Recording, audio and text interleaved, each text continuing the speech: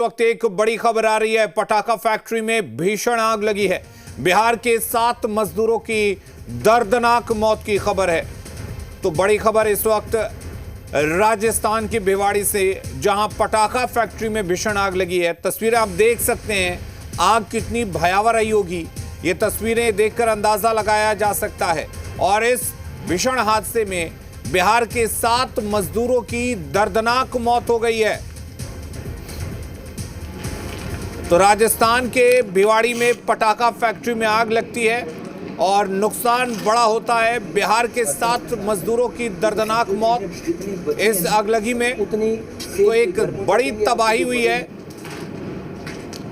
भिवाड़ी में ये पटाखा फैक्ट्री था जहां पर पटाखा बनाने का काम चलता था और इस फैक्ट्री में आग लगती है और इस आगलगी में बिहार के 7 मजदूरों की दर्दनाक मौत हो जाती है। अब जो चीजें जितनी बची है ना उतनी सेफली घर पहुंचा देंगे। आपकी जो मदद है, तस्वीरें आप देखकर अंदाजा लगा सकते हैं और साथ ही 7 मजदूरों की मौत। आप अंदाजा लगा सकते हैं कि आग कितनी भयावह रही होगी, तबाही का मंजर किस तरह का रहा होगा कि 7 मजदूर दर्दनाक तरीके से मारे जाते हैं इस हादसे में। जुगल किशोर हमारे साथ जुड़े हुए हैं भिवाड़ी से, जी मीडिया संवाददाता। जुगल, सबसे पहले ये बताइए कि कैसे आग लगी है और क्या है पूरी घटना, पूरा हादसा। अली, मैं बताना चाहूंगा ये आज सुबह करीब 9 से 9:30 बजे के बीच की यह घटना है, जब भिवाड़ी के खुशखेड़ा इंडस्ट्री एरिया में एक फैक्ट्री में अचानक धमाके होते हैं और आग लग जाती है। आग इतनी भयंकर थी कि जिसका सीसीटीवी भी सामने आया, पूरी बिल्डिंग हिल जाती है और धमाके से ब्लास्ट होते हैं। और सबसे बड़ी बात यह है कि फैक्ट्री का बाहर से ताला बंद था, लेकिन अंदर मजदूर काम कर रहे थे। यह बड़ा एक सोचनीय विषय था कि अंदर मजदूर क्या काम कर रहे थे, यह किसी को पता नहीं था। जब जांच में सामने आया तो यह पता चला कि अंदर एक पटाखा बनाने वाली फैक्ट्री चल रही थी। अवैध रूप से पटाखा बनाए जा रहे थे, जबकि यह जो प्लॉट है इंडस्ट्री एरिया में रेडीमेड गारमेंट के नाम से यहां पर अलॉट किया हुआ है, लेकिन उसने किसी थर्ड पर्सन को यह लीज पर दे रखा था जो यहां पर अवैध पटाखे बनाने का काम कर रहे थे। घटना के समय लगभग 12 से 13 लोग यहां पर फैक्ट्री के अंदर मौजूद थे, जिसमें 7 लोग तो जिंदा जलकर खत्म हो गए थे और 4 लोगों की हालत गंभीर बताई गई थी। उन्हें दिल्ली रेफर कर दिया गया था सफदरजंग के लिए। लेकिन अभी जो स्थिति यहाँ पर देखने को मिली, बड़ी आश्चर्य की बात यह थी कि किसी भी संबंधित विभाग को यह नहीं पता था कि इस फैक्ट्री में अंदर क्या काम चल रहा है।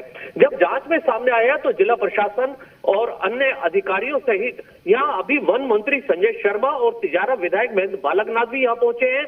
और फिलहाल जो जांच चल रही है, जांच में वन मंत्री ने अभी यह आश्वासन दिया है कि इसमें जो भी दोषी पाए जाएंगे उनके खिलाफ कार्यवाही की जाएगी और मृतकों को मुआवजा भी दिया जाएगा।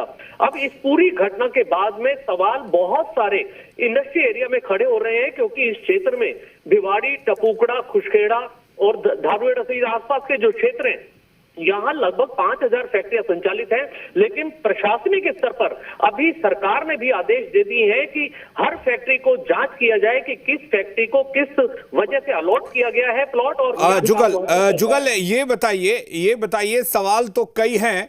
किस तरह से यहाँ पर फैक्ट्री संचालित किया जा रहा था और स्थानीय पुलिस को, प्रशासन को इसकी खबर तक नहीं थी। पटाखा बनाया जा रहा था, जाहिर सी बात है कि ज्वलनशील पदार्थ यहाँ आते होंगे, इसकी जानकारी अगर नहीं है तो अपने आप में बहुत हैरान करने वाली बात है।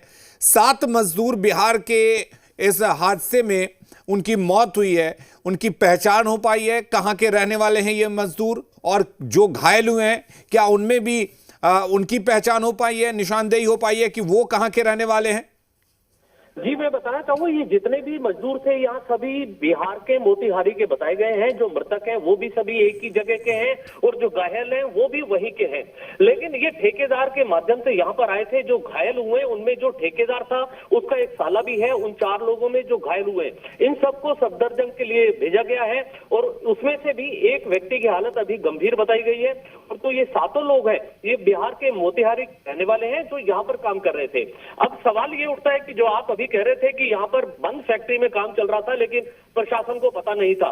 ये बात सच है कि बाहर से फैक्ट्री में ताला लगा हुआ था और अंदर ये लोग काम करते थे बंद फैक्ट्री में। अंदर ही राशन का सामान था, अंदर ही रहने की व्यवस्था थी, अंदर ही ये लोग काम करते थे और पटाखा फैक्ट्री अवैध रूप से यह संचालित की जा रही थी। अचानक सुबह 9:15 बजे जब यह हादसा हुआ तब यह मामला खुला कि अंदर पटाखा बनाने की अवैध फैक्ट्री चल रही थी।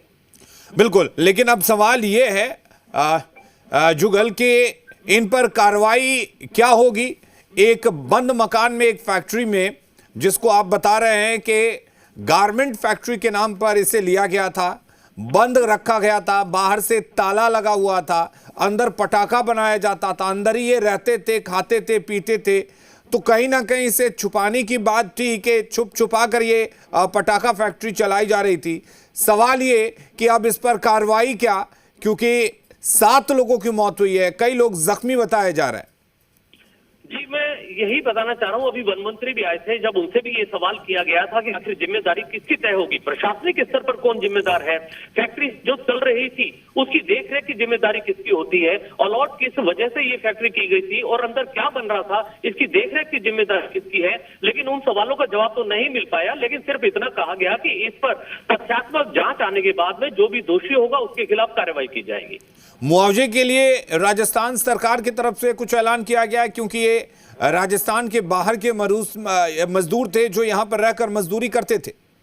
जी बिल्कुल, वन मंत्री ने आश्वासन दिया। उनका ये भी कहना था कि जैसे ही वो विधानसभा पहुंचे थे तो मुख्यमंत्री ने उन्हें स्पेशल इसी वजह से भेजा कि इतनी बड़ी घटना यह भिवाड़ी में हुई है, इस वजह से वन मंत्री संजय शर्मा जो अलवर के विधायक भी हैं वो यहाँ पहुंचे थे। उन्होंने आश्वस्त किया जो भी नियमानुसार मुआवजे की भी जो एक सीमाएं होती है उस रूप से भी काम किया जाएगा। जुगल, कितने लोग इस फैक्ट्री के अंदर काम कर रहे थे और क्या ये पता चल पाया है कि कब से ये फैक्ट्री यहाँ पर संचालित की जा रही थी? देखिए, 2024 के बाद में ये राजेंद्र नाम के एक व्यक्ति के नाम से अलॉट प्लॉट था जो रेडीमेड गारमेंट के नाम से था, लेकिन उसने यह फैक्ट्री करीब 2 साल पहले लीज पर किसी अभिनंदन और एक हेमंत नाम के लड़के व्यक्ति को दे दी थी लीज पर, और उन्होंने यहाँ पटाखा बनाने का काम शुरू किया था। फिलहाल जो पुलिस ने है उसको, जो एक अभिनंदन नाम से बताया जा रहा है, उसको अपनी अभी हिरासत में ले लिया है और उससे अभी पूछताछ की जा रही है। जुगल, एक चीज और आपसे जानना चाहेंगे, ये मजदूर जिनकी मौत हो चुकी है, क्या ये लोग यहाँ पर अपने परिवार के साथ रहते थे? क्या इनके परिजनों से कोई संपर्क किया गया है या इनके शव को बिहार भेजे जाने को लेकर कुछ इंतजाम किए गए हैं? वहाँ के स्थानीय प्रशासन से किसी तरह का कोई संपर्क किया गया है? देखिए, इसमें एक ही परिवार के तो अभी तक नहीं पुष्टि हो पाई है, लेकिन एक ही शहर के जरूर बताए गए हैं, बिहार के। लेकिन अभी तक जो शव भेजने की बात है, क्योंकि जो शव की हालत थी वो यूं समझो कि उन्हें एक बोरे में समेट कर लाना पड़ा है। अभी डीएनए टेस्ट होगा, वहाँ एफएसएल जांच चल रही है, अभी बहुत सारी जो सरकारी प्रक्रिया है पोस्टमार्टम के बाद की, उसके बाद ये शव भेजने की आगे की प्रक्रिया शुरू होगी। और फिलहाल जो 4 घायल हैं उन्हें सफदरजंग भेजा गया है। चलिए, बहुत शुक्रिया जुगल आपका तमाम जानकारी देने के लिए। तो बिहार की 7 मजदूरों की मौत, अवैध पटाखा फैक्ट्री में ये मजदूर काम कर रहे थे। फिलहाल जो जानकारी मिल पाई है उसके मुताबिक ये मोतिहारी में के रहने वाले थे जो वहां पर रहकर काम करते थे। और हैरानी की बात यह है कि एक बंद कमरे के अंदर, एक बंद बिल्डिंग के अंदर ये रहकर काम करते थे। अगर शायद ये फैक्ट्री अवैध रूप से ना संचालित हो रही होती तो इनकी जान भी बच सकती थी, लेकिन अवैध पटाखा फैक्ट्री में बिहार के 7 मजदूरों की मौत हो गई।